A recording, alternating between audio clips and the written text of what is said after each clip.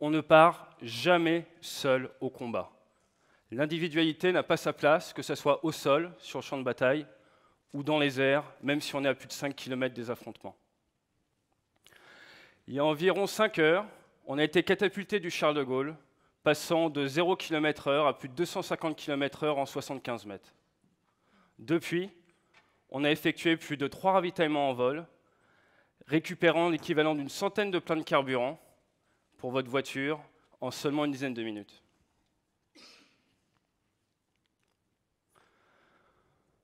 On est actuellement à 4700 mètres au-dessus du nord de l'Irak, et il y a quelques minutes, on nous a demandé de traiter un mortier qui tirait sur des troupes alliées.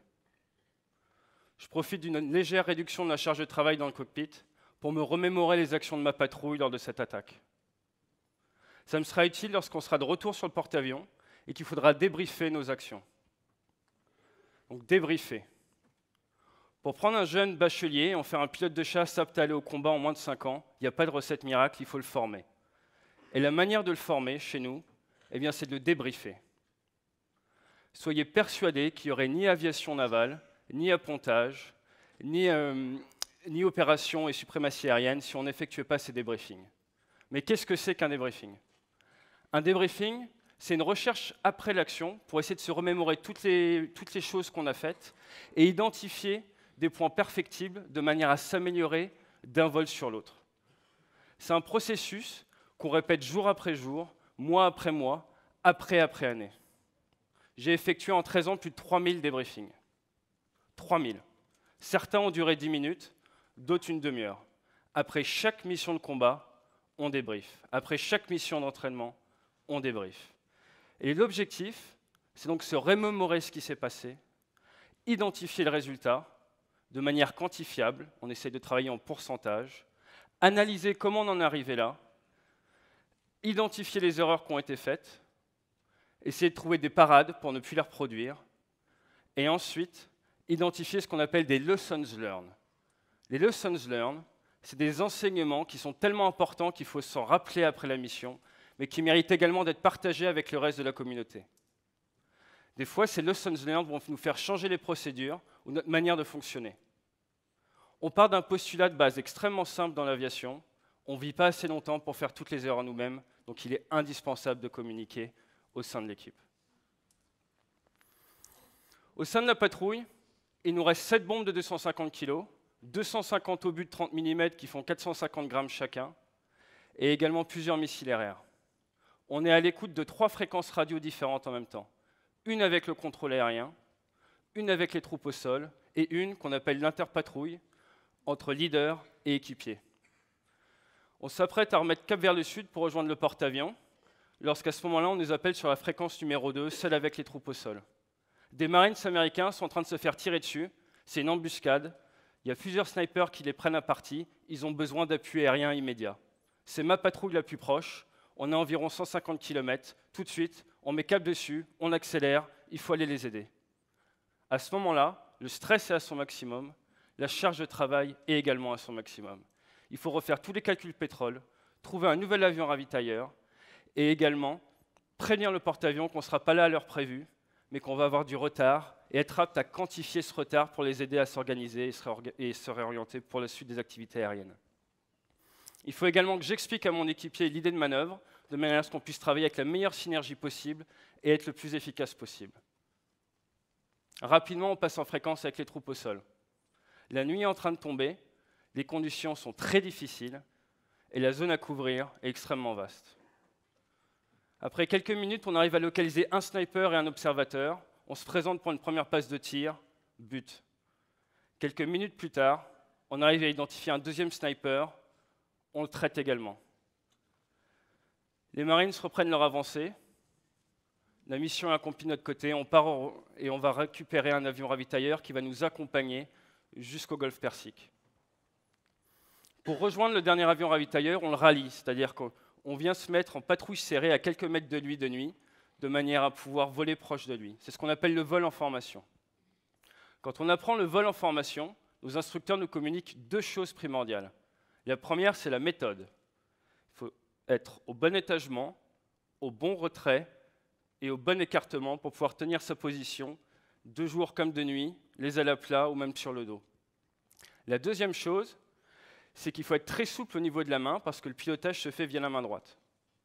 Et le seul moyen d'éliminer ces tensions sans être abrupt aux commandes, eh bien, c'est d'évacuer toute cette tension en bougeant les doigts de pied. Donc dans l'avion, là, on ne voit pas, mais on est en train de bouger les doigts de pied, et ça permet de se détendre. Et c'est très efficace, croyez-moi. Pourquoi est-ce que je vous parle du vol en formation? Parce que si on n'est pas déjà au bon étagement, puis au bon retrait, puis au bon écartement, ça ne marche pas. Et cette philosophie de séquençage, eh ben, on l'applique dans d'autres domaines. Quand vous partez faire un vol de 7 heures au-dessus de l'Irak, vous découpez cette mission mentalement. Vous avez la préparation de mission, la réflexion sur les canons conformes, vous avez le briefing, l'habillement, la mise en route, le roulage, le catapultage, le transit aller, le premier ravitaillement, le deuxième ravitaillement. Ensuite, vous avez la partie sur zone, peut-être les frappes à l'armement laser, les frappes à l'armement guidé GPS, le transit retour, le ravitaillement de nuit, l'appontage et le débriefing. Vous avez tout découpé en une multitude de petites tâches. C'est exactement pareil que si demain vous allez courir un marathon et que vous dites « je vais commencer mon marathon par un semi-marathon de 21 km que j'ai déjà fait plein de fois à l'entraînement. Une fois que j'ai fini ça, j'enchaîne sur un 10 km, puis sur un 7 km, puis sur une petite course de 3 km et je finis par le kilomètre final. » Facile. Mentalement, c'est beaucoup plus simple à visualiser et vous irez de petite victoire en petite victoire. C'est comme si vous montez des marches vers le sommet de la colline plutôt que vous retrouvez en bas de la falaise et regardez ça d'un coup en vous disant c'est impossible, ça ne passera pas. Donc nous, ça fait 7 heures qu'on est dans l'avion. Alors imaginez un Paris-New York, assis sur votre siège en classe éco dans l'avion de ligne, sans avoir le droit de retirer votre ceinture, avec un gros casque sur la tête. Donc moi, depuis que j'ai fait la guerre en Irak, je trouve les conforts de l'aviation de ligne beaucoup mieux. Beaucoup mieux. Il va falloir rejoindre le porte-avions. La charge de travail est assez faible durant cette dernière heure de transit. Et là, le piège, c'est l'hypovigilance. Il faut se rappeler pourquoi on est là, et la mission n'est pas terminée. La mission ne sera finie qu'une fois qu'on aura apponté avec nos 2 aéronefs, qu'on les aura rendus aux mécaniciens, et qu'on aura débriefé la mission. On a un dicton dans l'aviation de chasse, c'est « lose sight, lose the fight ». Si en combat aérien, vous perdez le visuel de votre adversaire, il va vous tuer. Action, réaction. Mais ce que ça veut vraiment dire, c'est que si vous perdez votre objectif de vue, vous n'allez pas pouvoir réussir la mission. Donc il est indispensable de constamment se demander « est-ce que je suis aligné à mon objectif ?» Ou plutôt, quel est mon objectif ou quels sont mes objectifs à court, moyen et long terme. Or, ce questionnement nécessite une prise de recul. Il y a une grande compagnie nord-américaine qui a demandé à ses commandants de bord, durant plusieurs années, qu'en cas de panne, si ça ne nécessitait pas une réaction immédiate de leur part, eh bien qu'ils reculent physiquement leur siège, de manière à pouvoir avoir un vrai recul à la fois physique et psychologique, mieux analyser les événements et mieux hiérarchiser les priorités. On se prépare donc à l'appontage de nuit. On va arriver avec un avion qui fait à peu près la masse d'un bus et l'inertie d'un bus qui se déplace en 3 dimensions à 75 mètres par seconde. Et on va essayer d'accrocher un des 3 brins d'arrêt. Donc c'est à peu près comme viser le filet d'un terrain de tennis, de nuit, en haute mer, et il y a tout qui bouge. Et votre terrain de tennis se déplace à 35 à 40 km/h. Donc nous on dit que ce n'est pas un sport de masse, et je vous arrête tout de suite, il n'y a pas d'appontage automatique dans l'aéronaval. Par contre, on a une prime de risque. Donc on apponte, poser pas casser, c'est l'expression consacrée. Derrière, on débrief, et une fois qu'on a fini le débriefing de l'équipage, eh bien, on va faire une réunion avec tous les officiers du bord, et on va discuter de nos lessons learned. Qu'est-ce que cette mission nous a appris, et en quoi est-ce que ça peut leur être bénéfique? On a eu de la chance ce jour-là, parce que la mission s'est bien passée, mais en aéronautique, comme dans la vie de tous les jours, ce n'est pas toujours le cas. Le 29 décembre 1972, le vol Eastern Airlines 401 devait relier New York à Miami avec un avion Lockheed. L'équipage était très confirmé. Il y avait un commandant de bord, un copilote, un mécanicien navigant et même un technicien de la compagnie dans le cockpit. Alors qu'ils étaient en approche sur Miami, au moment de sortir le train d'atterrissage, une des lampes ne s'est pas allumée comme elle devrait. Ils ont donc décidé d'aller se mettre en attente au-dessus des marais des Everglades, qui sont très sombres. Il était presque minuit, et ils se sont mis à 600 mètres d'altitude. Ils se sont rendus compte qu'en fait, une ampoule était cassée. Donc le copilote a essayé de démonter l'ampoule pour pouvoir procéder au changement. Il n'y arrivait pas. Le commandant de bord a essayé de l'aider. Le mécanicien navigant également. Tout le monde était occupé et accaparé par ce changement d'ampoule qui était en fait plus difficile qu'il n'en avait l'air. Sans faire exprès, le commandant de bord a touché le manche, ce qui a désactivé le pilote automatique et ce qui a mis l'avion de ligne dans une légère descente. L'alarme a sonné, mais personne ne l'a entendu. Le contrôle aérien s'en est rendu compte, leur a demandé si tout allait bien à bord. Réponse de l'équipage, tout est OK, on sera bientôt prêt pour l'approche. 20 secondes après ça, le copilote s'est rendu compte qu'il y avait quelque chose d'anormal. Trop tard, 8 secondes après, ils ont impacté les marées. Sur les 176 personnes à bord, 100 n'ont pas survécu au crash. L'avion était tout neuf, ils étaient 4 dans le cockpit, et l'avion était en parfait état. Seule une ampoule à moins d'$1 était défectueuse. Ils étaient tous tellement omnibilés par cette tâche simple qu'ils en ont oublié leur objectif à long terme, qui était d'amener l'avion et les passagers en toute sécurité à Miami. Lose sight, lose the fight. Dans l'aviation, on appelle ça la tunnelisation. Alors pourquoi ce terme de tunnelisation? Parce que les symptômes qu'on ressent, c'est un peu comme si on était prisonnier d'un long tunnel, très long et très étroit. Et notre cerveau reptilien nous fait croire que l'unique sortie se trouve tout au bout et qu'il faut y aller le plus vite possible. On a également des soucis auditifs quand on est dans ce tunnel. Le son ne se propage pas de manière normale et on perd beaucoup de notre vision périphérique. Ça devient extrêmement dur d'analyser notre environnement. Tout autour a l'air sombre et étroit.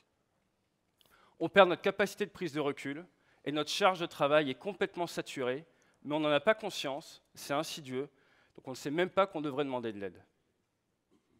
Dans l'aviation de chasse, sur monoplace, quand la charge de travail devient énorme, on a une méthode très simple et très efficace pour lutter contre la tunnelisation. On va séquencer nos tâches, on va débriefer de manière rapide et régulière, et on va s'assurer de notre parfait alignement aux objectifs à court, moyen et long terme. J'ai récemment quitté le monde de l'aviation de chasse pour l'entrepreneuriat et le consulting. Je me suis forcément demandé en quoi ma première carrière pouvait m'être utile pour la suite. Et je me suis rendu compte que de nombreuses technologies utilisées dans l'armée étaient désormais utilisées dans le monde civil. La nourriture sous conserve nous vient de l'armée napoléonienne. Le GPS qu'on utilise tous, c'est depuis 1996, utile aux civils grâce à Bill Clinton. Les montres qu'on a tous au poignet, ça a également été inventé pour les militaires et maintenant, ça fait partie de notre quotidien. Mais réduire les méthodes militaires à de la technologie, je trouvais ça pas honnête. Parce qu'en fait, une unité de chasse au combat repose plus sur la somme des individualités que sur sa technologie. Chaque marin est aligné vers l'objectif final, qui est la réussite de la mission. Et chaque marin utilise les mêmes méthodes et est soumis aux mêmes risques. Et ces méthodes sont transférables dans le monde civil. Donc vous voyez l'aviation embarquée non pas comme un vecteur de puissance militaire et politique, mais plutôt comme une organisation complexe qui a recours à des méthodes qui ont été prouvées au combat et qui peuvent vous être utiles, que ce soit de manière privée ou professionnelle. Si vous avez des soucis de couple, si vous avez des soucis d'argent, si vous voulez reprendre les études, si vous avez votre enfant de 5 ans qui, d'un coup, au milieu du supermarché, se met à vous faire une énorme crise, j'ai connu ça, eh bien, les moyens pour tunneliser, en fait, sont présents au quotidien. Donc, que ça soit seul, en couple ou en équipe, rappelez-vous ceci.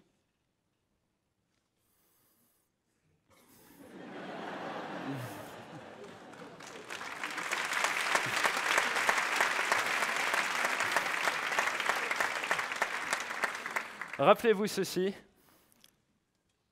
on est tous aux commandes de notre propre monoplace. Et sans vous, il n'y a pas de commandant de bord. Donc n'allez pas au crash, séquencez vos tâches, débriefez, restez alignés à vos objectifs, et tout se passera bien. Merci.